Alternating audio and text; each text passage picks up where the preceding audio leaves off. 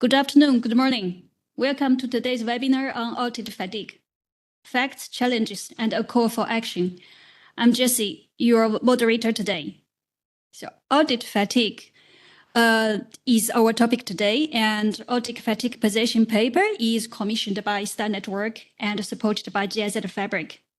The Star Network is the first inter-Asian network of producer associations set up in 2016 to bring together 9 associations from Bangladesh, Cambodia, China, Myanmar, Pakistan, and Vietnam, with over 35,000 members and around 400 billion in export value.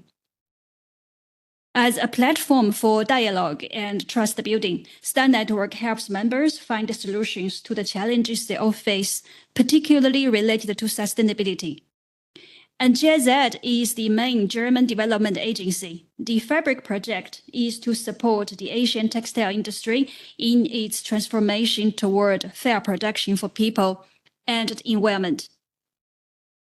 Audit fatigue is a widely shared experience among manufacturers. It's a lived experience.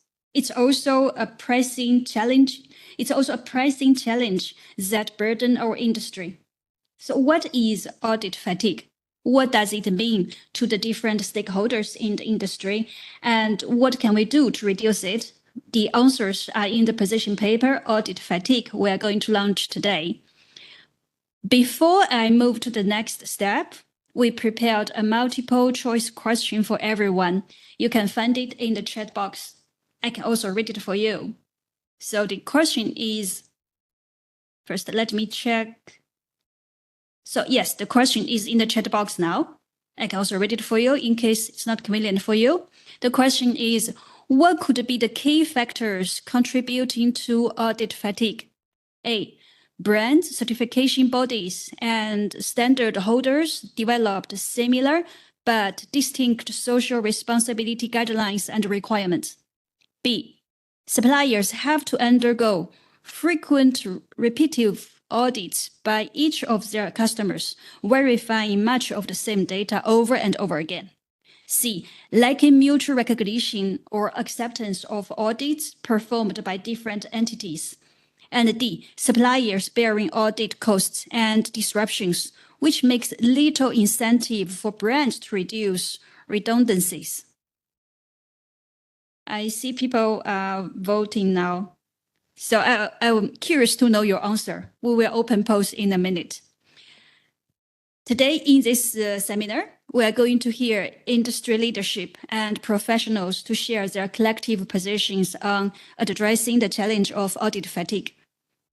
Audit fatigue, it's a term refers to the repeated and redundant requirements suppliers received to undergo frequent audits by different customers, governments, or certification bodies, collecting very similar data multiple times, which burdens our industry.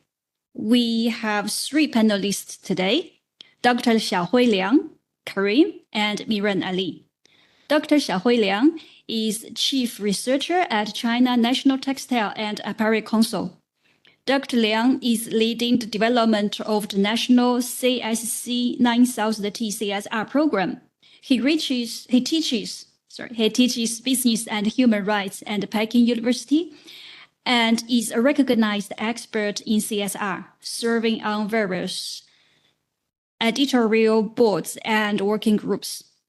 And we have Karim Shafi, international partner at GIZ since 2006. Karim's career in apparel and textile started in 1994, and he since spanned manufacturing, trade, and consultancy. He worked on multiple projects, including ones addressing audit fatigue. And we have Miran Ali today, Managing Director of Bitobi Group in Bangladesh, Vice President of Bangladesh Garment Manufacturers and Exporters Association.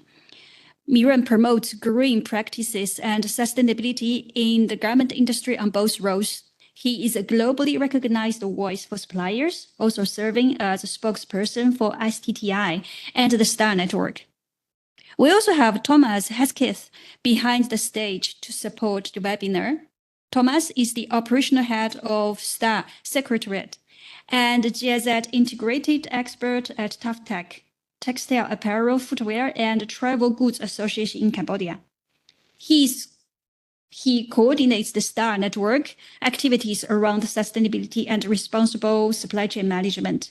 So he will answer your questions when it's related to the STAR network. So please, whenever you have a question, feel free to input in the chat box on the bottom right. We also have 2 rounds of Q&A shortly after the panel discussing. I will open the polls after the first speaker. So let me pass the microphone to Dr. Liang. Welcome to the seminar, Dr. Liang. Would you like to? Can you hear me? Yes, I can hear you. Yeah. Great, Dr. Liang. Welcome to the seminar. Would you like to share us your insights on audit fatigue from a researcher's viewpoint?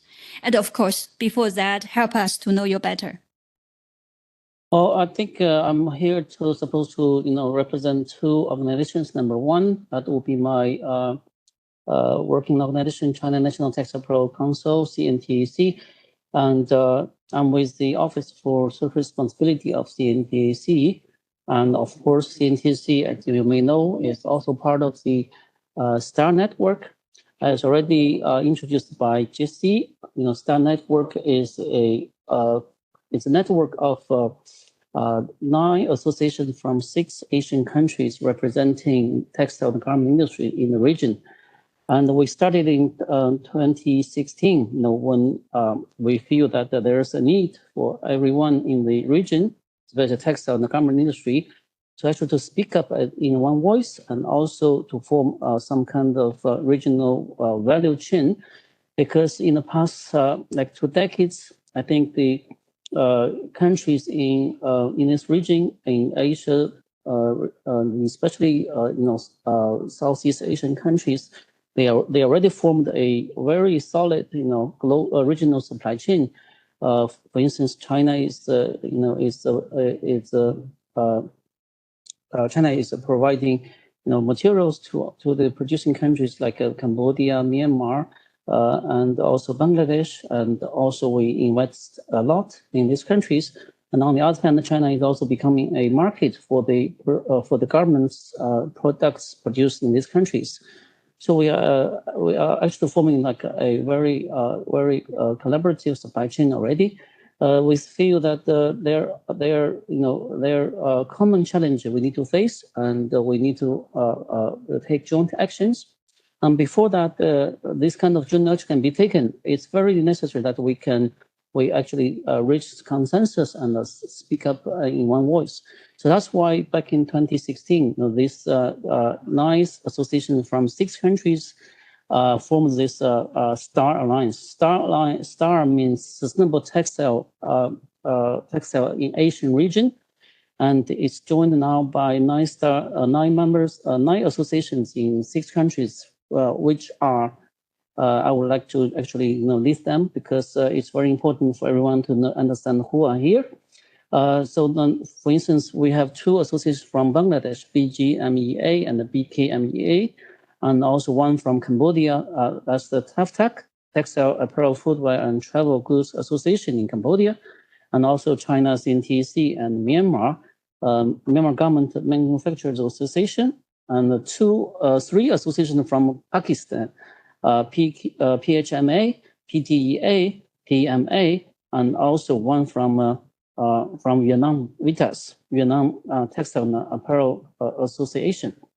So the vision of STAR is actually to speak up and also act as one to tackle the sustainable challenges faced by everyone, and also contribute to the achievement of sustainable development goals in the region, especially the goal 12.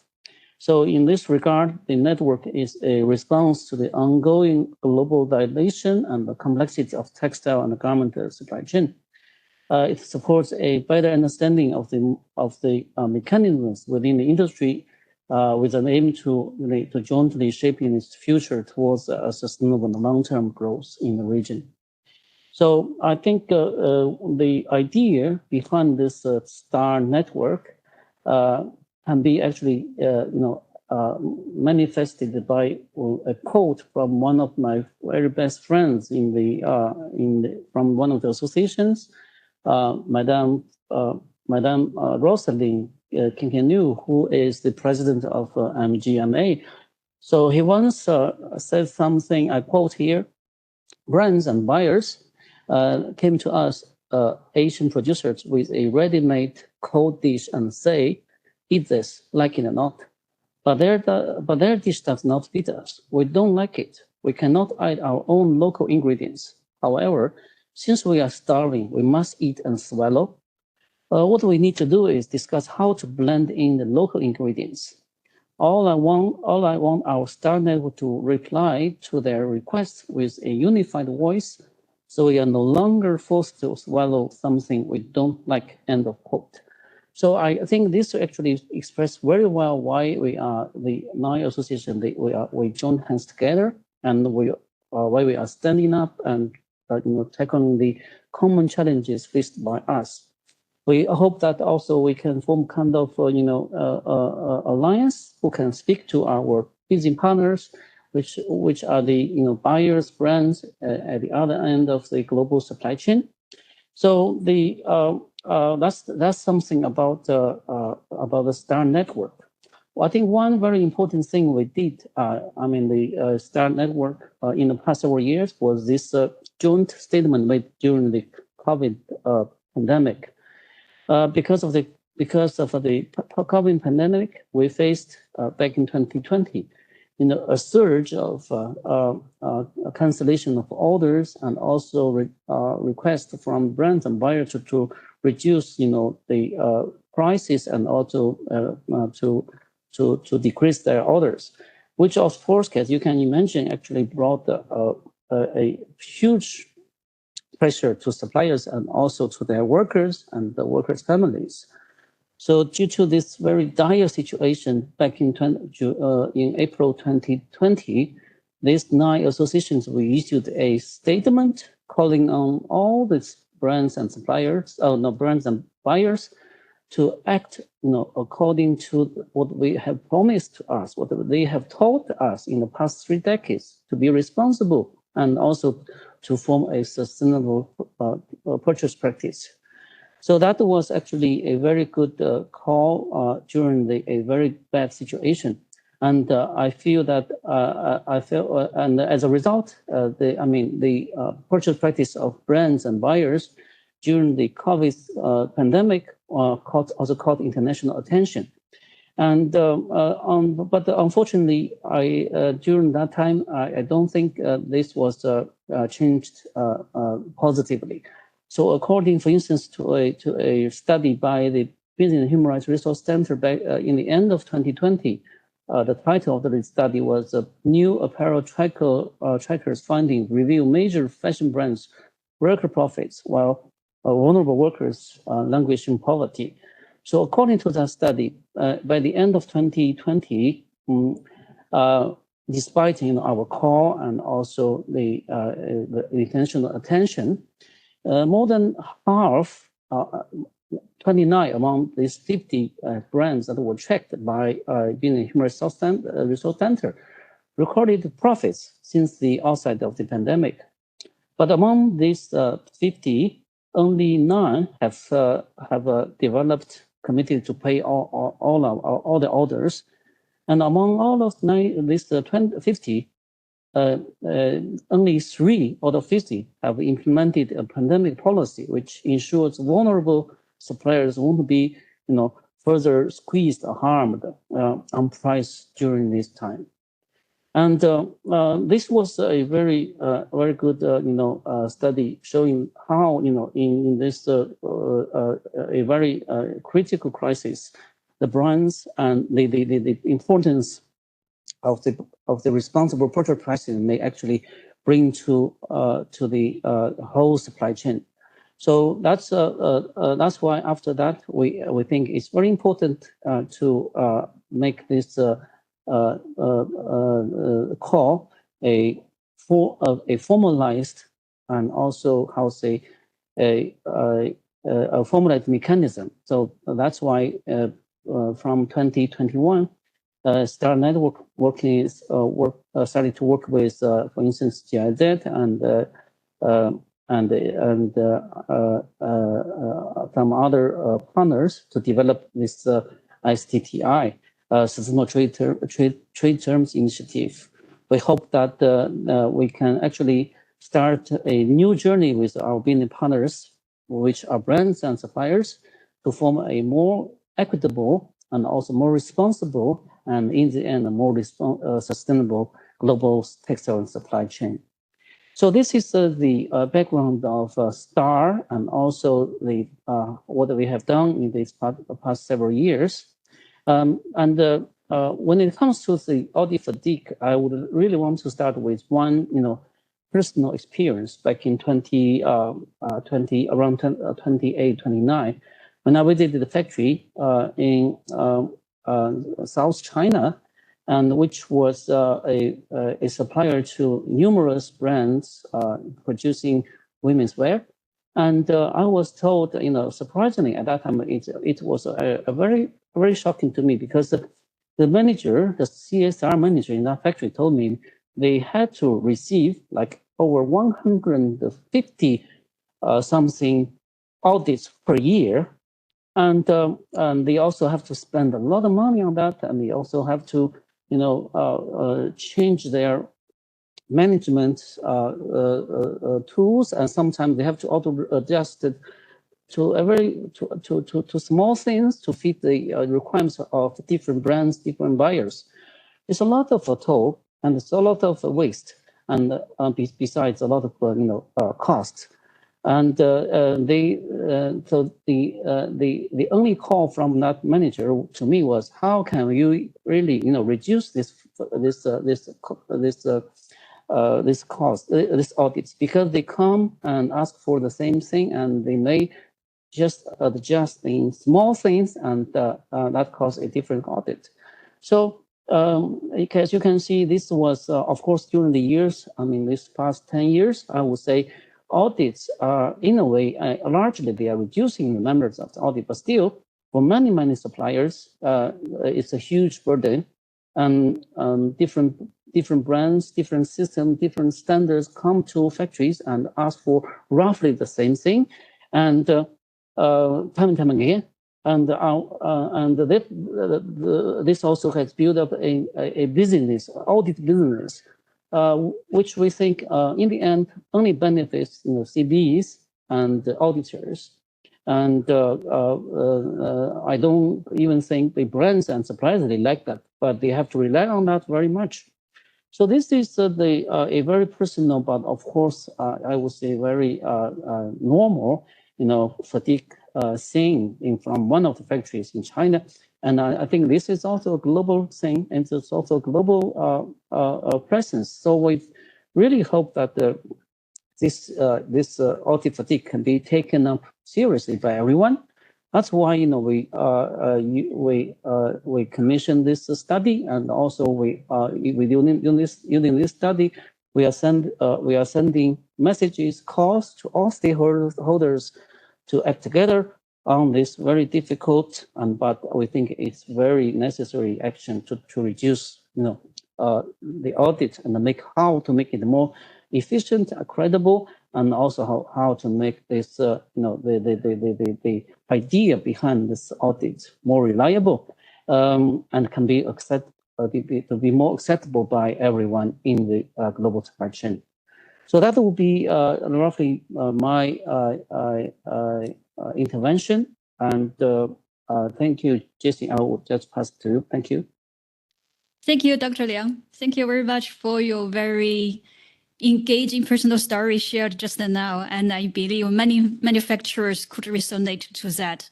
Over 150 audits per year, that's really a lot. And I don't think that's an individual case. And also thank you very much for your very detailed sharing about Star Network's background and Star Network's projects over the last few years.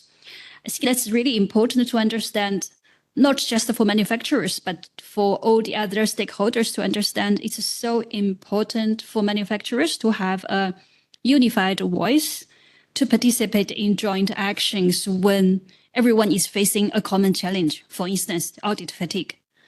And I would say, actually, what I found very interesting from your sharing is you mentioned the purchasing practice.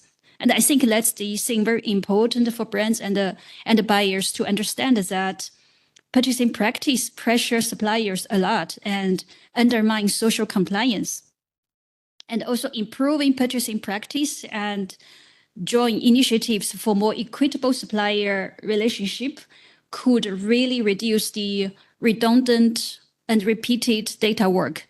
As I believe, for a single brand, they don't see a bigger picture. They probably don't understand how much repeated data work ended up on the supplier side. And purchasing practice is actually a key factor, could either make it worse or improve that audit fatigue. So thank you very much, Dr. Liang. Now let's look at the poll. We have the result now. I see lots of people choose option B, but I believe it's a multiple option, multiple choice question. So I believe everybody choose all the options, probably. Okay, now let me pass the microphone to Karim, the author of the position paper Audit Fatigue. And hello, Karim. Welcome to the seminar. And somehow I think the poll related a lot to your study of audit fatigue.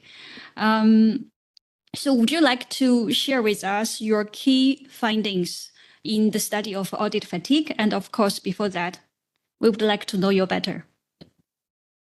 Thank you, Jessie. Good morning, good afternoon, everyone. My name is Karim Shafei, and I'm an international partner with Gertzi Textile Organization. We're a consulting firm specializing in the textile and apparel industry, from the fiber to the finished product. And we're operational globally in over 90 countries. And just to give a bit of background on this project, let me share my screen with you. This project we started in a few months back, commissioned by the GIZ Fabrics to draft a position paper for the STAR network that explains what is audit fatigue and then solutions or ways to tackle it. So audit fatigue is actually one of the issues that are discussed quite often with very little progress over the past years. And with time, it is getting more and more complex, especially with all the due diligence laws that are being passed by different countries around the world. It means that there's going to be a need for more audits and more elaborate audits, and countries each have their own standards. So it's becoming more complex, and now is a very important time to open that discussion again and try to find ways to reduce not only audit fatigue, but also standard fatigue, which Dr. Liang kindly mentioned, and I will go over that in a little bit. So our job really in that project was to, first of all, understand what is the situation today, collect the feedback from the different STAR members and understand how do they view audit fatigue, how do they view solutions for audit fatigue, and to draft a document that represents their views, one that can be used as a tool to gather more people around the same cause and draft a way forward from that point on. So in the next few minutes, I'm just going to walk you through the entire process, and I will give more focus at the end towards the contents of that white paper and how we developed it. So basically, I will start by summarizing a little bit the findings that we had from our research phase in that project. Then I'm going to describe the approach and the considerations that we had while we were drafting that document, and then review the contents of the position paper. So let me start with the takeaways from the interviews. Now, we've had interviews with the various members of the STAR network. We've managed to do around 9 interviews. And we had a very standard questionnaire that was passed around and discussed during those interviews. In addition to the interviews with the STAR members, we've spoken with a lot of organizations that are working either in social compliance or in attempts to reduce audit fatigue, as well as other industrial organizations such as the International Textile Manufacturers Federation, the International Apparel Federation, Better Works, etc. So we've really dived into that ecosystem fully. Now I'm going to run you through the 12 questions that we have and what are the feedbacks that we've had with the STAR members. And just as Jesse mentioned, the results that we've had are very similar to the ones that we saw in the poll right now. Our first question was to see who has the most influence in the social compliance ecosystem, who calls the shots, who are the ones that enforce the new regulations, who are the ones that can have the power to reduce audit fatigue. And there was a consensus here from all the respondents that the buyers and the retailers were the ones driving that entire industry. Although auditors, audit firms, and standard holders also appeared on the list, the buyers and retailers were the main ones driving the industry. In your opinion, are there still buyers and brands who are unaware of the negative impact of audit fatigue? And the answer was no. So there was a consensus. I mean, that was one of the questions where we almost had all the respondents answer the same answer, that everybody acknowledges that buyers are aware of audit fatigue. Whenever you talk to them, they know what it is, they know the causes, but there are reasons why this has not improved over the years. So the next question was, do you believe that buyers have an interest to reduce audit fatigue? And here we had a split response from the STAR members. Half of them almost said yes, the others said no. So some of our respondents recognized that there might be benefits for buyers to reduce audit fatigue, while others saw that there is absolutely no benefit. And that will explain later on why some of our respondents did not see a way out of this issue. The next question was, how do you see and explain the difficulty of speeding up the resolution of audit fatigue? And so basically, what are the reasons that are stopping buyers from taking action to reduce audit fatigue? So that was split. We had no financial motivation for buyers. Some people saw that the buyers are not paying for the audits, so why should they have a motivation to stop the audits? A second one was the ESG teams, basically the environmental, social, and governance teams within buyers are the ones that are driving the development of the audits and the development of the standards and so forth. So if you reduce the number of audits, they will not really have a role to play. So some people saw that this was the reluctance of those teams that were stopping the reduction of audit fatigue. And then there were the economic interests of certain groups, some groups that were financially benefiting from the number of audits are the ones that were stopping any reduction in audit fatigue. So the next question was, what do you think that manufacturers can do to reduce audit fatigue? And I put a star here because that was one of the most controversial questions that we had. There were quite a few answers saying, there's nothing we can do. This is being imposed on us by buyers. And unless the buyers decide to do something about it, there is nothing we can do about it. Some additional questions or some of the other respondents said, no, there is something that we can do. We need to work together. We need to collaborate. And I have to say that, if I walked away from this entire process with something, it is the fact that there is a lot that can be done. The industry is fragmented to a large extent, and we need to actually work together. There are valid arguments and there are valid solutions out there. But because the industry is fragmented and it does not have a unified or united voice, a lot of the efforts get diluted. So the next question was, what do you believe is the best way to address audit fatigue? The answer that got the most respondents was mutual recognition of audits by buyers and retailers, meaning that if one buyer does an audit, other buyers should be able to recognize that this audit has been done properly and they can rely on that. The two other answers that got some respondents was to centralize centralized digital solution of some sort. So maybe a place where all the audits can be put into the same location and be looked at by other buyers. And then a third was relying on standard holders, so basically certificates such as the RAP, BSCI, Fairware, and so forth. The following question was, are there any ready-to-use technical solutions available out there? And most of respondents said yes. And the next question, which also was very controversial, is widespread adoption of one of the existing solutions, such as the SLCP or Better Buying, is that the solution that can get us out of this? And here there was quite a split. Some people saw that some of those solutions are ready to go, and some people said no, they need to be developed further.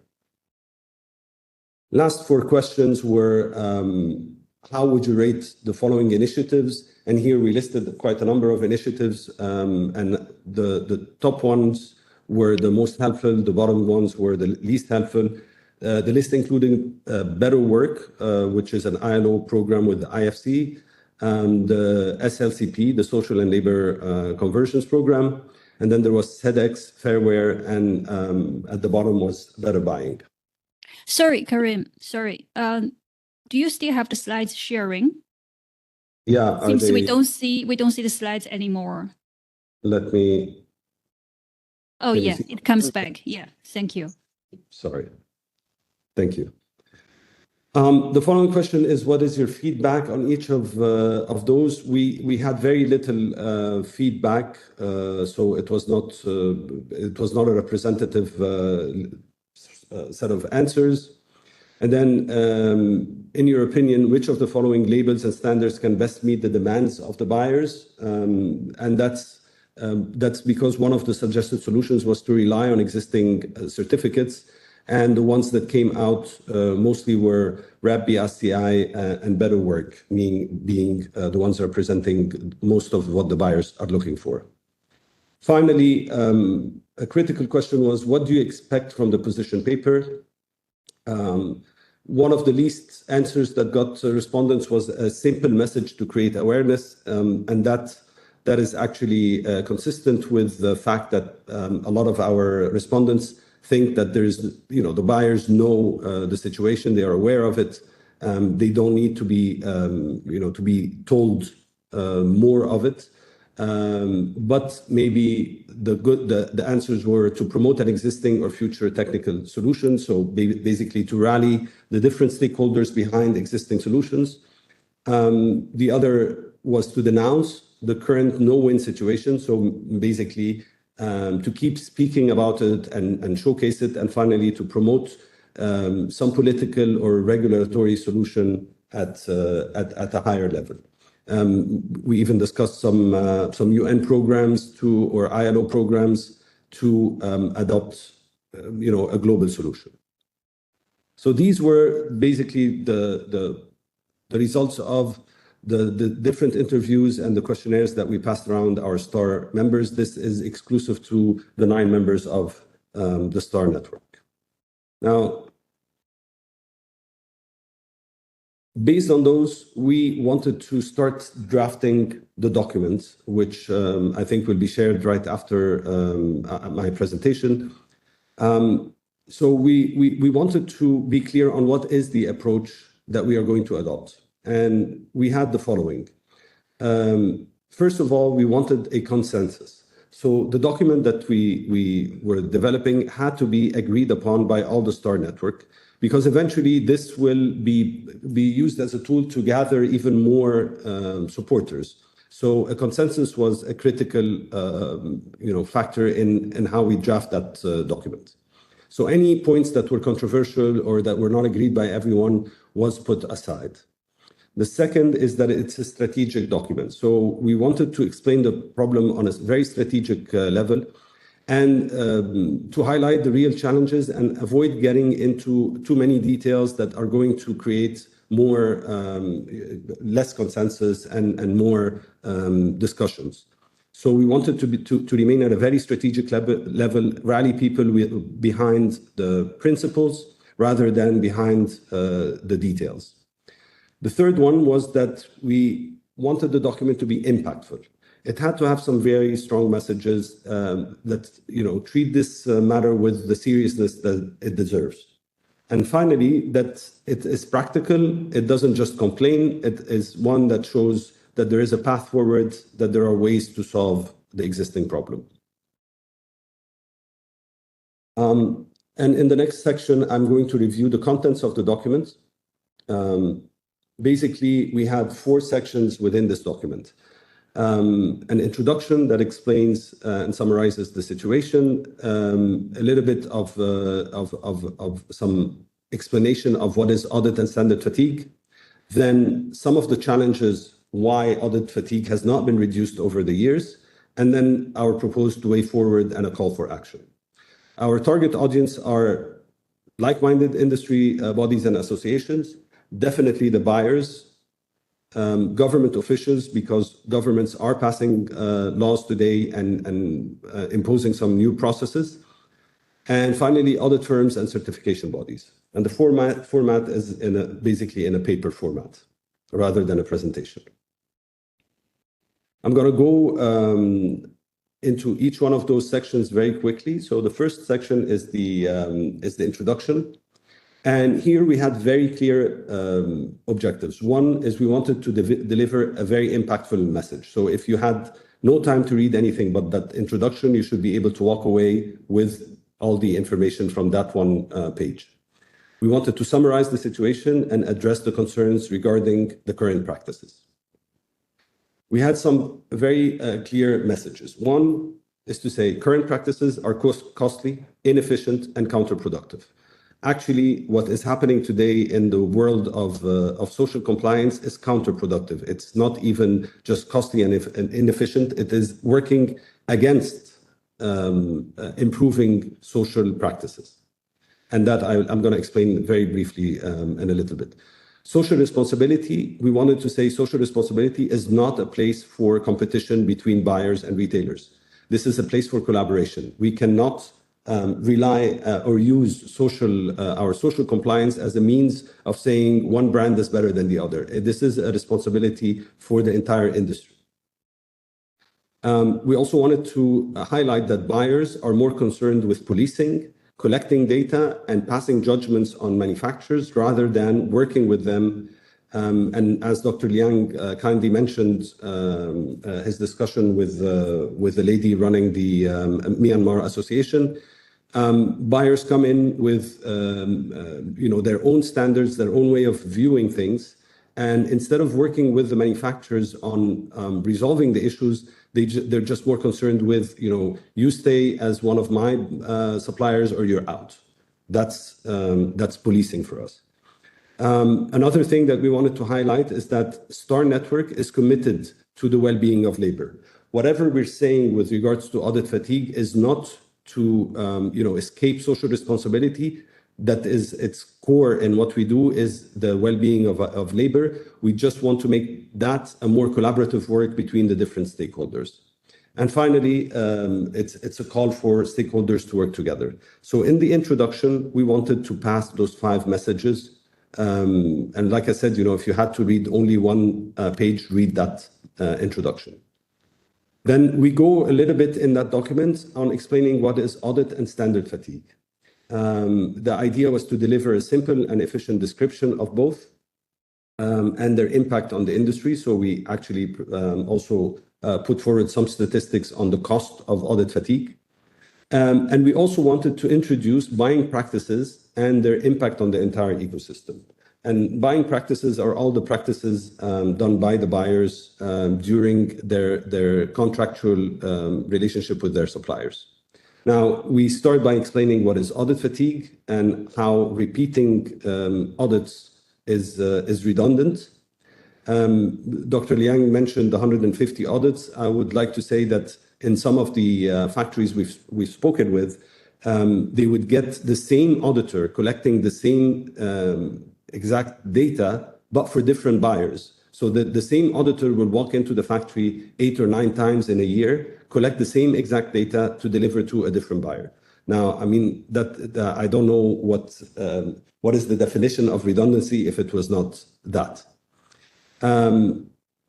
So, and what we think is the solution or one of the ways to reduce audit fatigue is mutual recognition between the different stakeholders.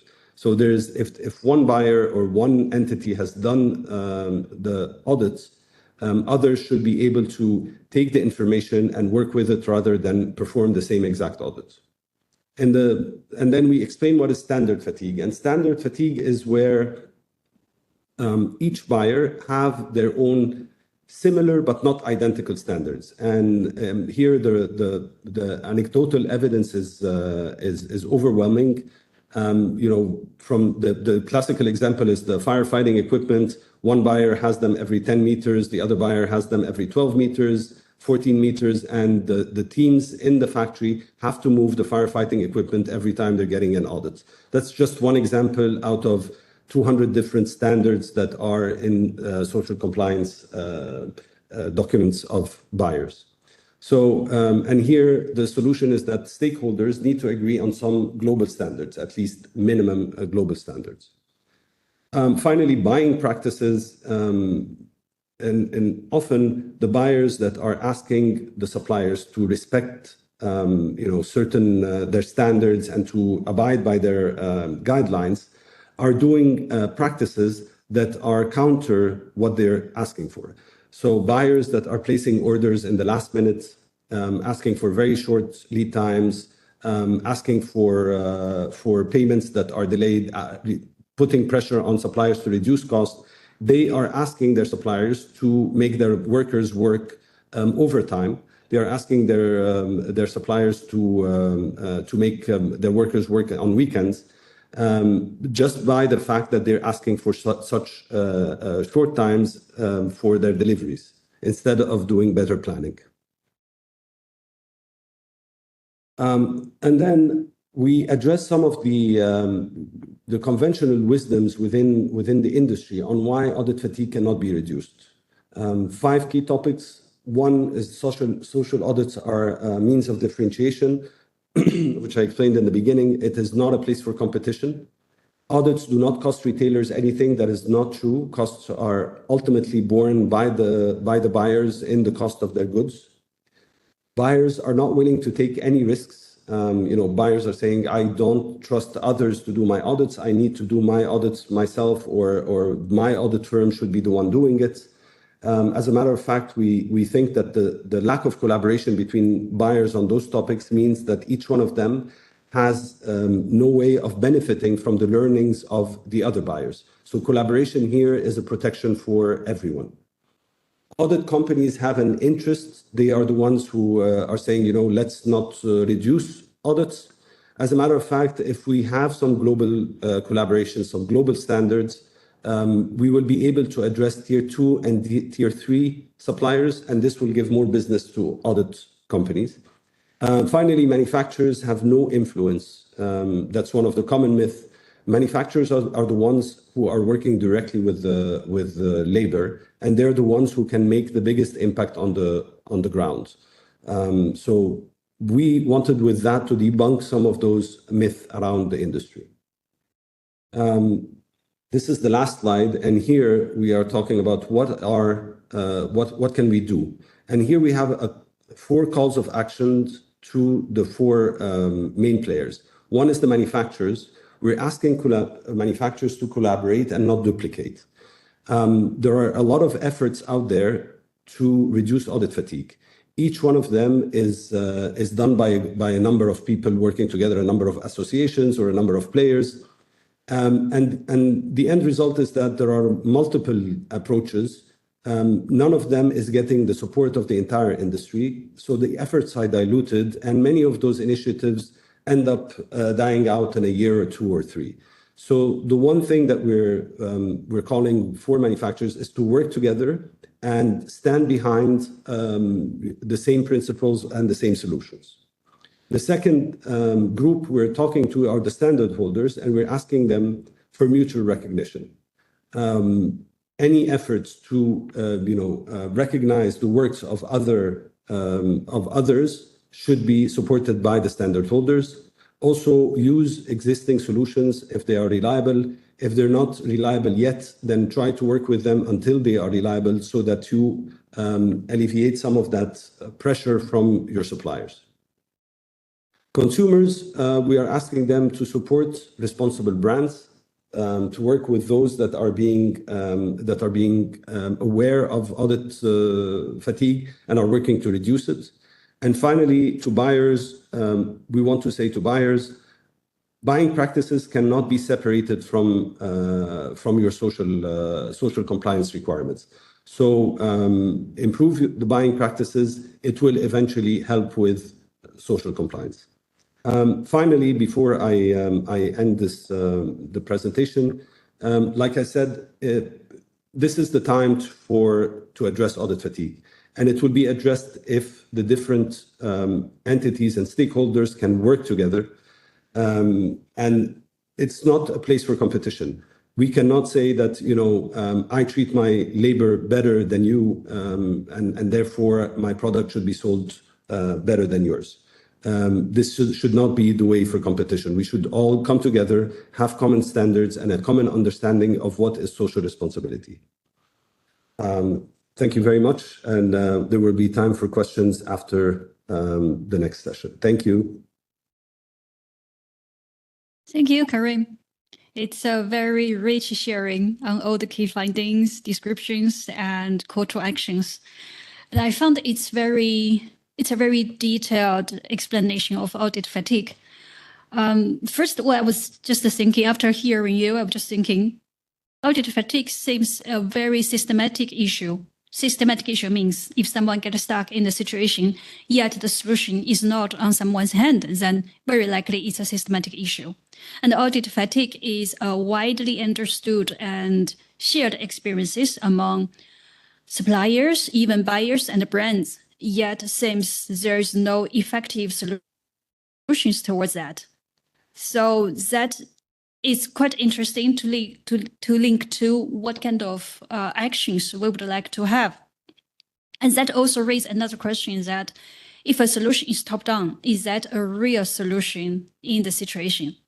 And I found quite interesting from what you shared, Karim, is you mentioned audits, especially audits related to social responsibility, shouldn't be a marketing differentiator, shouldn't be a competition strength among buyers and brands.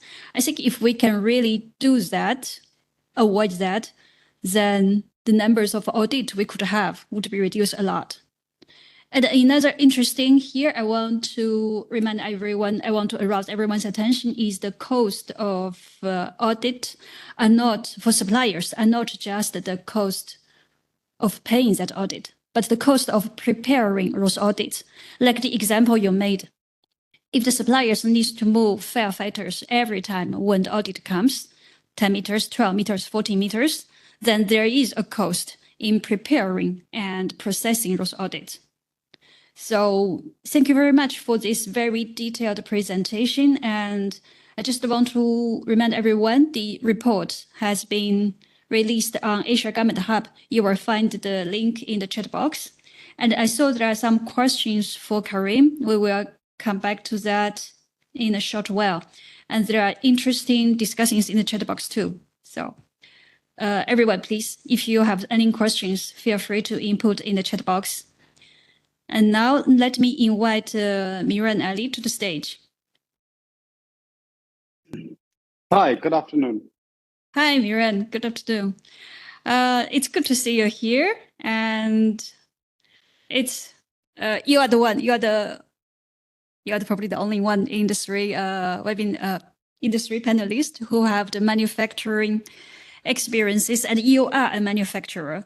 So I'm quite curious to know what's your, okay, first, as the spokesperson of Star Network, why Star Network is so keen to push forward the position paper of Audit Fatigue, and what would be your call to the fellow manufacturers? Thank you so much, Jess. And basically, the Star Network is unique. And as Dr. Liang said earlier, we found over the years that we have more in common that brings us together, that unites us, rather than what doesn't. And that was a very key area of building bridges between these different countries. In any other scenario, we are competitors, and we will be, and we will always remain competitors. But when it comes to certain common issues, that where it comes to the subject of buying practices, when it comes to the subject of buying practices, we have the same interests, and this is where we need to cooperate. Now, take for example myself. I'm like a lot of our other members. I'm in my factory right now, but over the next 2 weeks, I have Bureau Veritas, TUV, ITS, and 4 other organizations, a total of 8 inspections coming up over the next 2 weeks in one of my factories for for entirely the same thing, but with the exclusive format of each buyer. Now, this is a waste of effort, it's a waste of money, it's a waste of time. Audits are occupying factories, especially the compliance and HR department, instead of being able to work on addressing challenges and improving situations and working on making it better for the workers in the factory. Our audit department spend most of their time answering questions and filling out forms for essentially the same thing. The solution to this is actually relatively simple. Brands must accept internationally recognized standards and without demanding their own exclusive audit. Take, for example, the ILO's Better Works program. The ILO Better Work program is one of the best, most established third-party audit systems in the world for social compliance. If you are a Better Work factory, for example, 500 factories in Bangladesh, the whole of the Cambodian industry, so many factories in Vietnam and Indonesia. Yet, in spite of having Better Works, in spite of being a part of a UN recognized compliance mechanism, we are still having to indulge our customers in their own specific audits. This is something that our industry collectively must address. When we are talking these days about due diligence and product life cycles, digital passports, eco-design, that's fantastic, and we appreciate it, and we want to make the business, as Dr. Liang said earlier, we want the business to be sustainable. How is it sustainable to send multiple groups of people to one factory to audit for the same thing again and again and again? That also has a footprint, that also has an impact, both on time and on the environment. It's just waste. So ultimately, what we want as manufacturers, whether we are in Bangladesh or in India or Pakistan or any other country, we want a fair, common standard. We don't particularly say that it has to be Better Work or it has to be TUV or it has to be ITS. If I've got one standard, it is acceptable, accept it. There is nothing particularly uniquely necessary for every other person that requires every brand to have their own unique social audit. And by the way, we are not, as manufacturers, we are not saying that brands cannot have technical audits. That is a different thing. Each brand buys, as you can see behind me, each brand buys a different type of product. So you can do a separate technical audit of any of our factories because you're doing a different product. The social audit is a common standard. It is the national law, it's ILO conventions that the countries have complied to. No other standards are applicable. Therefore, it is illogical, irrational, unnecessary, and wasteful to continue to have a system where manufacturers from the developing world generally are going to be subsidizing Western companies solely for the purpose of keeping this audit industry alive. We need to decide once and for all that unnecessary waste in the global apparel industry needs to be eliminated. And the first primary target for such an elimination, for such a reduction of waste, would be the global audit industry. Thank you very much, Jess. Thank you, Miran. Your message is very strong and simple. That's really good to hear that you make it very clear. And I like what you said just now, that manufacturers, we are competitors. But when there is a common challenge, we also should work together, especially when we face audit fatigue, this challenge. And I like the strong call that you mentioned. There should be one fair and common standard widely accepted by manufacturers and brands and buyers. And of course, they can have their own technical standards.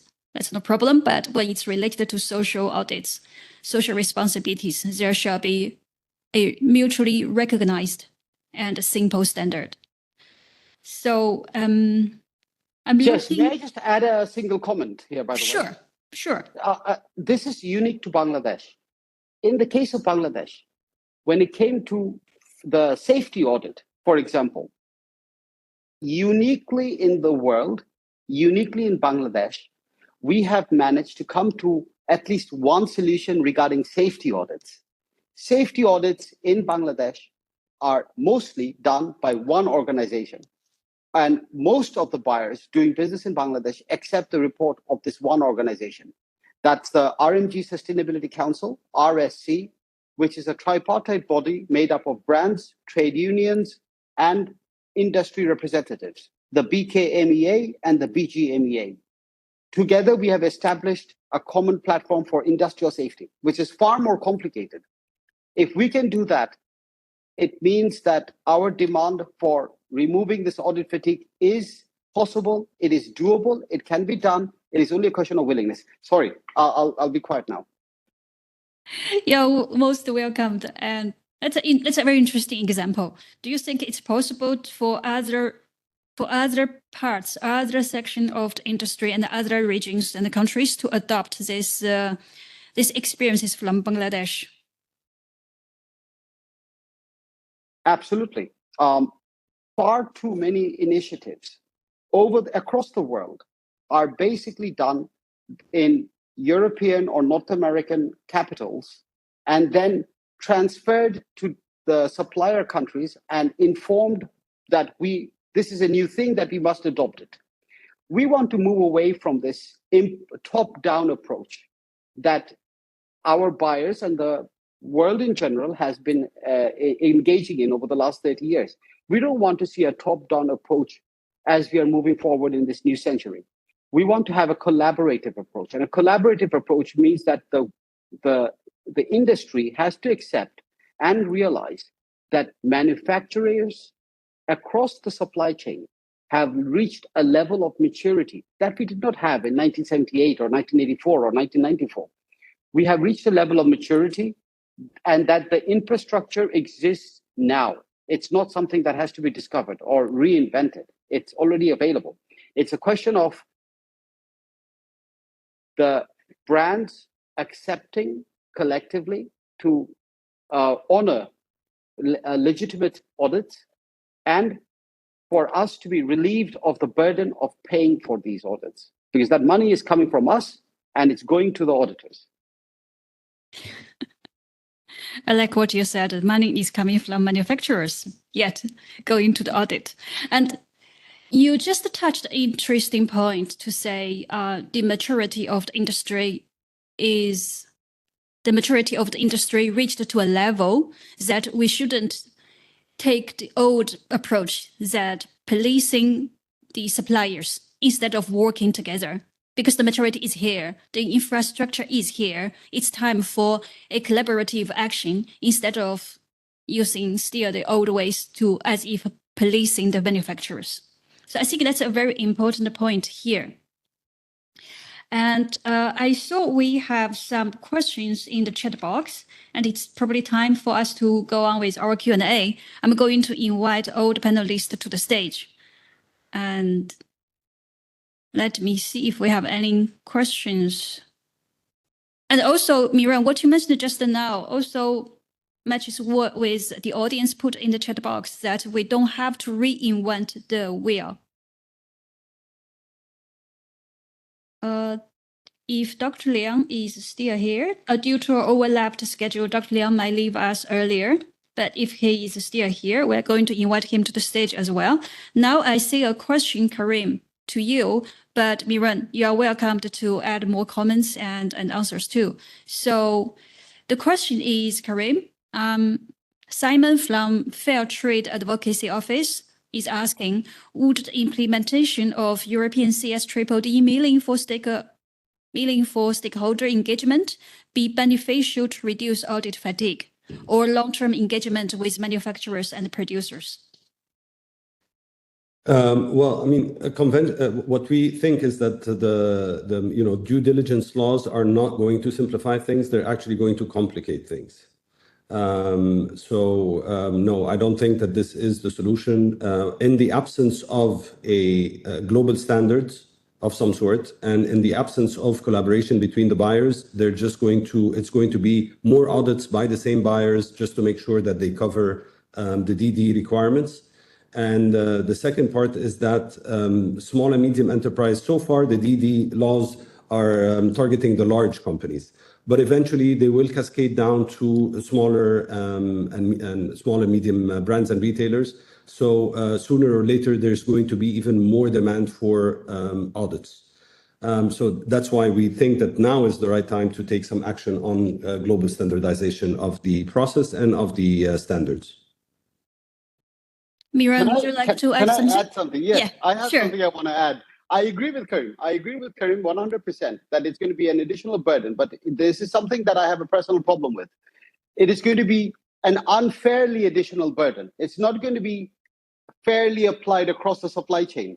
It is going to be more unfair for particular countries where buyers have a stronger position to demand more documentation, more evidence, more proof that there are no human rights violations, etc., etc. And in countries or markets where buyers have less of a stronger voice, they're going to be less demanding of reporting.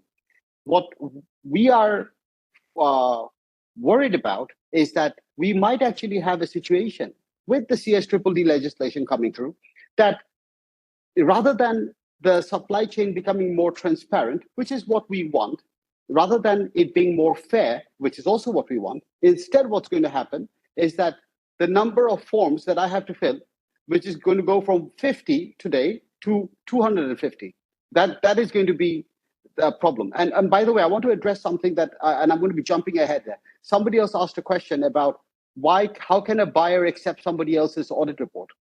We are not asking you to accept the audit report of any random person. We are asking for the audit reports done by established international organizations like the Better Works program or any other program to accept those audits.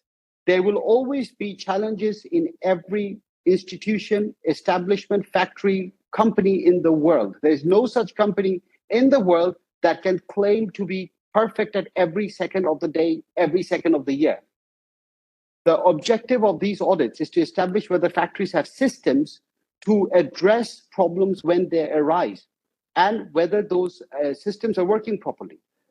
That is why whether a factory has a problem or not at this moment in time is entirely irrelevant. Do I have the system in place to address the problem? Establish that, audit that. You don't have to audit whether I paid that person yesterday, last month's salary. Do I have the systems in place to ensure that I have paid? Thank you. Thank you, Miran. It's quite interesting. And thank you, Karim, for your very detailed answers. Miran, are you actually saying, of course, tell me if I misunderstood. Are you actually saying CSDDD unintended might create more forms and also kind of creating a sort of not directly, indirectly, and unintended create a sort of inequality among manufacturers, because manufacturers in some countries, in some regions, might face more serious challenges on audit than some other manufacturers from other regions. So in that case, I would say Star Network is the right time and the right place to have a unified voice. It's needed more than ever. Yeah, it's needed more than ever. And another interesting you mentioned just now is the purpose of having a system or the purpose of auditing is not to remove the risk, actually, but to have a system monitoring the risks, managing the risks instead of removing the risks, because the risks, I don't think the risk can be removed. It just can have a system to monitor it and manage it when it comes out, as you mentioned just now. So I'm looking at the questions. If you spot some interesting questions also, please go ahead. Well, I was just going to mention that take the Star Network. The Star Network alone has members who are employing in a combined number, something in the region of 220 million people in this entire network over all these countries. Now, it is humanly impossible to say that your entire supply chain is going to be entirely free of any violations at any given time. As long as the factory has been audited for its systems, we should accept that this is an acceptable level of risk. When we get into a car in the morning, we're taking an acceptable level of risk. So we need to realize what is acceptable and what is not acceptable. That's also very interesting that there are red lines. There are also context, geographic context and the local context of each manufacturers and the suppliers. I'm looking at the question from Simon from FTAO, sorry, again. Probably you can say it as well. How to ensure the respect of human rights and environmental standards, otherwise, as some companies do not comply with that, and how to simplify this compliance and protection of workers and environmental standards. Karim, would you like to share your thoughts on that question? Sure, and I think that that's what we said also in the document very clearly. It's not about removing audits. We're not saying that we should stop auditing. We're not saying that everybody is respecting human rights. What we're saying is, if an audit has been done by a respected entity, then everybody should consider that that audit has been completed. I don't need to re-audit that company. So we are, and what we're saying is that those resources that are being spent today on repeating the same exact audits should go more towards improving working conditions. And improving working conditions is, again, a collaborative work between the different stakeholders. So in answer to that question, we're not saying stop the audits. We're saying let's unify the process for auditing. Let's unify the standards for auditing. And once a company has been audited once and passed, others should not need to audit that company again. Thank you, Karim. I think we will have a 2 minutes pause here, so everyone can take a glass of water.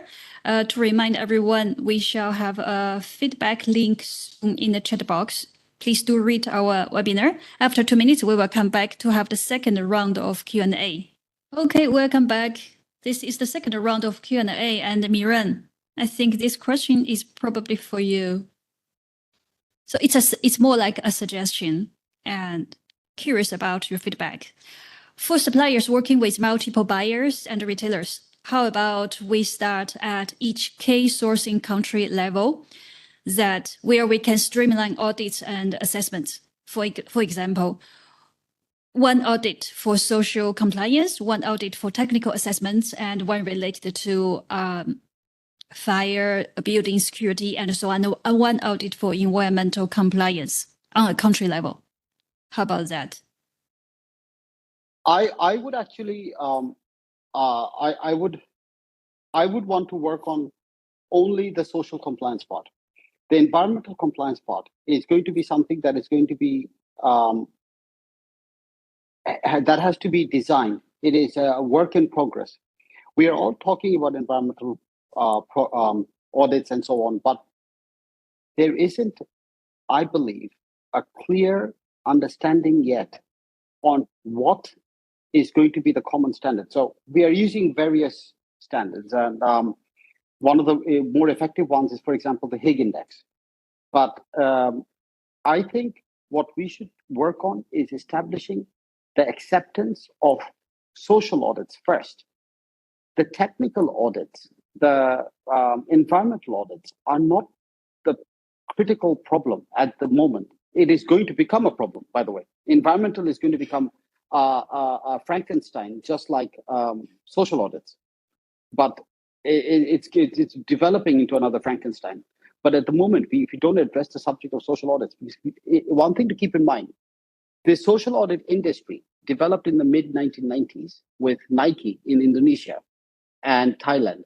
And it's 30 years on, and we are still with the identical model that we were sitting on in 1994.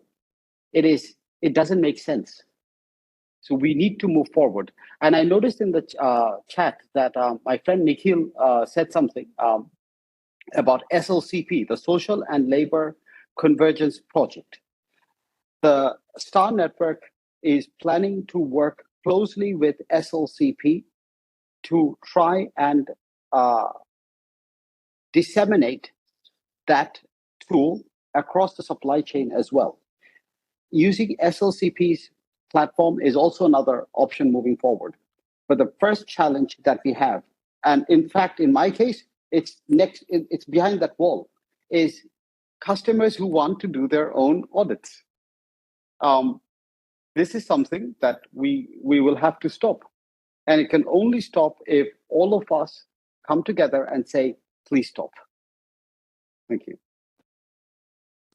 Thank you, Miran. And once again, you mentioned the industry has been developed quite maturely on the developing world, yet we are still using a model established in 1994.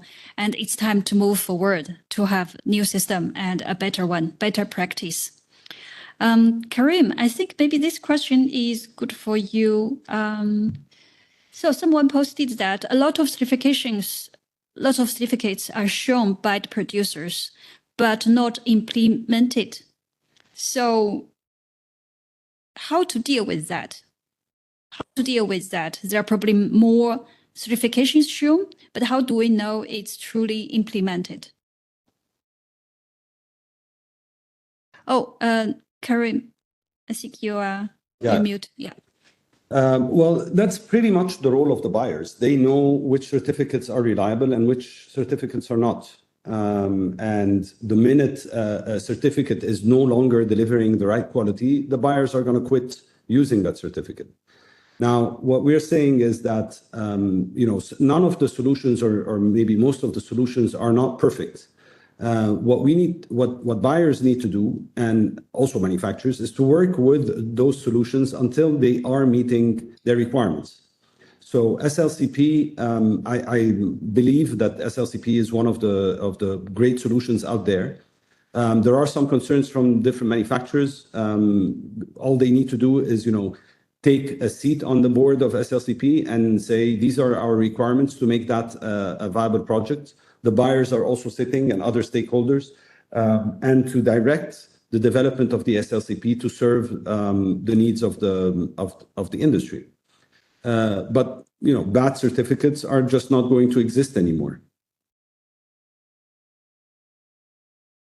Thank you, Karim. Yes, so we have some minutes left, and everyone, please do share your questions in the chat box. Feel free when Miran is still here, especially. And Karim, your input is really interesting. Here, I think there is a question I would like to know the input from both of you. So what policy changes or regulatory updates would you recommend to mitigate audit fatigue effectively? Miran, would you like to go first? That's a tough question. I think we should identify which of our purchasing markets is the primary culprit. Which purchasing market is demanding the most unique audits among the STAR network? And then we should deal with that market. Say, for example, if it turns out to be the German market, which is demanding the most unnecessary audits, let's deal with the German market. Let's go to the associations representing the retailers in Germany, and let's talk to them face to face and settle the issue. We are the global supply chain represented by the STAR network does not have to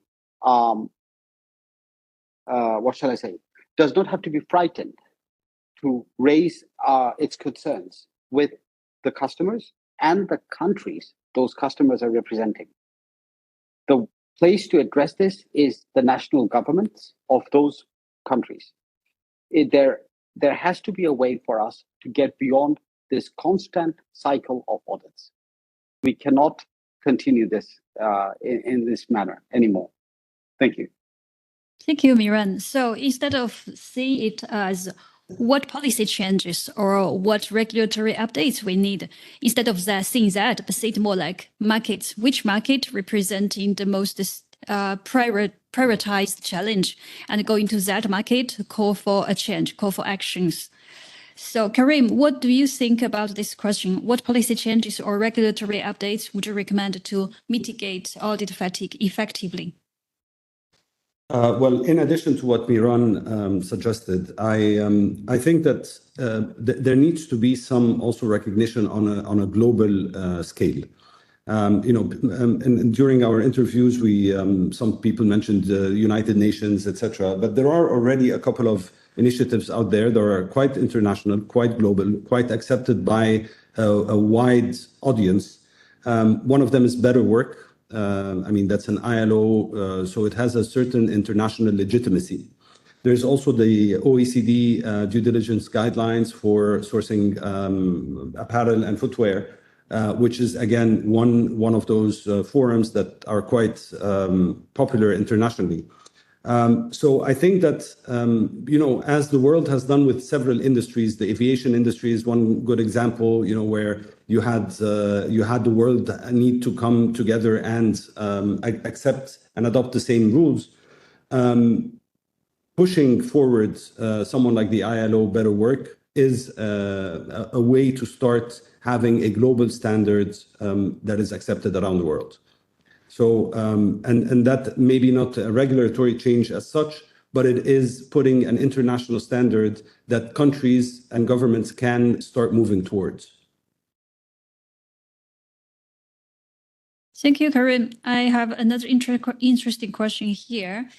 When in a single country like Bangladesh, RMG owner are unable to come under one umbrella, then how could we expect that old-fashioned brands will agree on a unified single audit?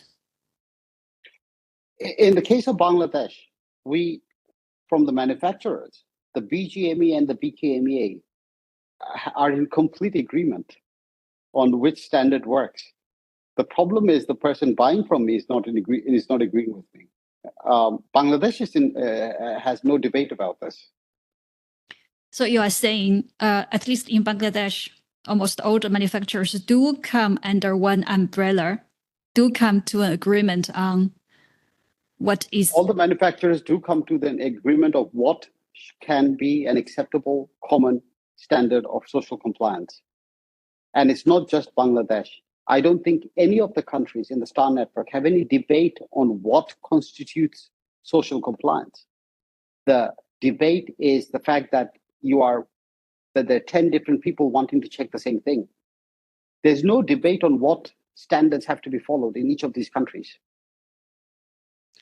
Then if we move to the buyers and brand side, if you could give a suggestion, or let's say if you could speak to buyers and the brands right now, what can they do or what can others do so that they would agree on a unified single audit of social responsibility? They What would need be to the be call able to action? they need to accept the fact that this industry that has developed over the last 30 years has to end. The time has come to call it, like in a boxing ring. It's over. The compliance industry has done its job. It's established itself. It made a lot of profits, and now it can move out, and we can move into a self-monitoring system, or for the long run. On the long run, we should not even have a better works project. On the long run, it should be self-monitoring. But that is on the very long run. But we need to have a standard, a common standard that, okay, we can say that X number of factories in Bangladesh, X number of factories in Pakistan, X number of factories in China have achieved that standard. It is illogical to say that every factory in the Star Network, for example, every factory will have to be audited for the rest of eternity. It's not the case. Some factories will have the systems. We need to work together to establish a common standard which is acceptable, and then possibly decide that develop a rating where factories can be rated on the systems. And if you achieve a certain standard of monitoring, then you don't have to be given a third-party audit. Take, for example, my car. If I buy a BMW, I'm not being expected to audit BMW's factory in Stuttgart and make sure that they're treating their workers all right. I'm assuming they're treating their workers all right because they're being audited by somebody else. It's the same thing that applies. We need to accept that the industry is maturing, and when an industry matures, it will create bifurcation where you will have a group of factories across the world which are going to be the leaders. And these factories, they don't need constant auditing for standards which are perfectly obvious to all of us. I think all the STAR members are on one page when we say that we want an end to this unfair practice of just paying auditors. I am terribly sorry. I think thank you very much for having me today. I need to excuse myself, but and I hope to be able to work together on this project moving forward. And I hope the STAR Network can unite together to relieve these hundreds and thousands of manufacturers from this unnecessary burden. Thank you very much. Thank you, Miran. It's a very clear and strong message as a closing statement that the industry is mature to the level that it's time to move on. It's time to adopt, to move towards a self-monitoring direction. And it's a long run. We're not here yet, but it's the direction we should aim at. Thank you, Miran. Absolutely. Thank you so much. See you soon. Bye-bye. See you soon. And Karim, we have a few minutes left. And if you could have this chance, what would be the most important call to action you want to make here? The most thing, I'm happy you asked that question because it's very clear. I don't think there is a long list of priorities. There's one major priority is for manufacturers to come together. Bangladesh's experience with the safety is a proof that if the manufacturing community can come together, they can dictate how business is being run in their community. So it's work together. Let's stop reinventing the wheel. Let's stop creating new initiatives, more organizations. Let's work with the ones that exist. If we are not happy with how they are doing things, let's work with them to fix the way they are doing their business. But let's not reinvent solutions to reduce audit fatigue. There are ones that exist out there. All it needs is for the industrial community to come together. That would be the major thing to say. Thank you, Karim. Thank you. It's a very clear message. We've been covered a lot today, from what audit fatigue is, to the reasons contributing to the current audit practice, and to the counter arguments and the call to actions. So before we close, just want to mention the position paper Audit Fatigue will also be presented by Star Network in the conference from June 5 to 7. The conference is hosted by Star Network in collaboration with the Asian Federation of Textile Exporters, AFEX, focusing on sustainability and trade. So please keep an eye on that event. And we are about at the end of the seminar. A big thank you to Karim, Miran, and Dr. Liang to share your perspectives and insights on the audit fatigue. And a big thank you to everyone joining the seminar. Remember to read the seminar and see you next time.